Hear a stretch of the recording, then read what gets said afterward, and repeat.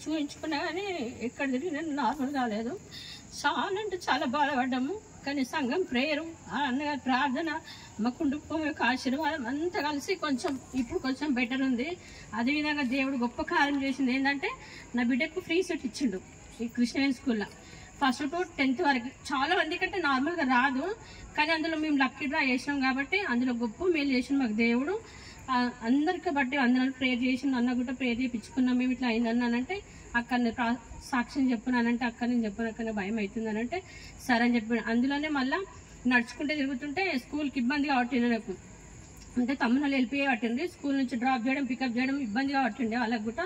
నేను అనుకున్న దేవా నాకు స్కూటీ దయచేయి ప్రభు అని 1 year ప్రేయర్ చేసాను. కానీ నేను రాదంతా ప్రేయర్ చేసాను. దేవుడు మంచి స్కూటీ దయచేసిండు. ఈఎంఐలో తీసుకున్నా, ఈఎంఐలో 5 months కట్టినా, 22 months ప్రభా ఎట్లా కట్టాలి అనుకొని ఇబ్బంది పడ్డా. కానీ 5 monthsలో నా మొత్తం క్లియరెన్స్ అయిపోయింది ఈఎంఐ కూడా.